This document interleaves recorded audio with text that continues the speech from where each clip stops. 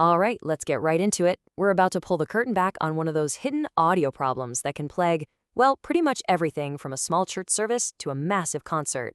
But more importantly, we're going to talk about the real permanent solution, and here's a hint. It has almost nothing to do with twisting knobs on your equalizer.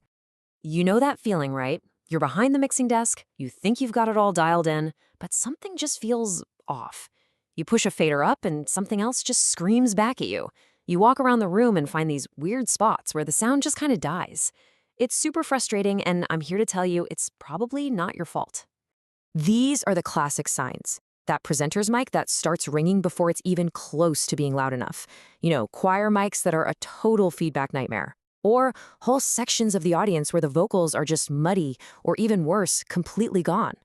You are not imagining it. These are all symptoms of the exact same root cause.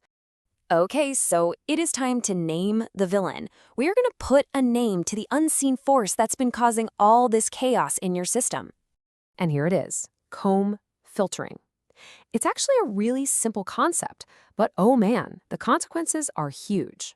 Basically, when sound from multiple speakers hits one spot, could be a listener's ear, could be a microphone, at slightly different times, those sound waves interfere with each other. Some frequencies get boosted like crazy, and others get completely canceled out, wiped out. And we're not talking about a subtle effect here. If you were to measure this, the graph literally looks like the teeth of a comb, a series of really sharp peaks and these incredibly deep canyons in the frequency response. This is what's absolutely destroying your tonal balance and creating that weird sound you just can't quite seem to fix.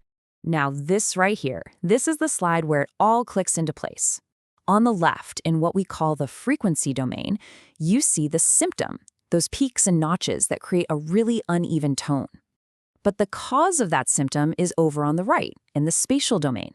Those peaks and notches are created by physical lobes and nulls out in the room, what we call uneven coverage. The power alleys where it's way too loud and the dead zones where it all just disappears. The uneven tone you hear is caused by uneven coverage in the space. It's a physical problem. So what do we instinctively do when we hear a tonal problem? We reach for the EQ, right? Well, in this story, the equalizer is the false hero. It looks like it should be able to save you, but it can't. Not here. Oh yeah, we've all been tempted by these, haven't we? You notch out one feedback frequency and then another one just pops up right next to it. You smooth out the analyzer graph so it looks pretty, ignoring the absolute chaos happening underneath. Or hey, maybe you just use an old analyzer that can't even see the tiny details of the problem.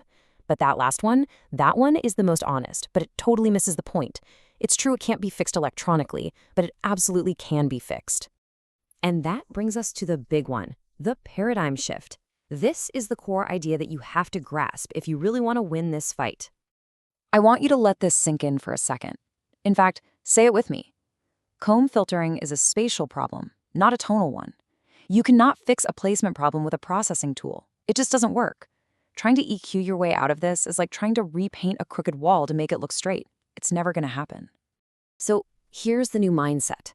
You need to stop thinking like you're just coloring the sound. Instead, start thinking like a radio frequency engineer who's designing a complex antenna array. Your job is to steer audio energy. You're focusing it where you want it, on the audience, and keeping it away from where it's going to cause problems. You are directing coverage in a physical space. Okay, so if the EQ is our false hero, what's the real one? Well, it's simple, it's physical, and it works every single time. It's all about proper placement. This slide just lays it out perfectly. It is the single most important factor. On the left, you've got wide spacing. Now, it might look nice and symmetrical, but acoustically, it is a disaster.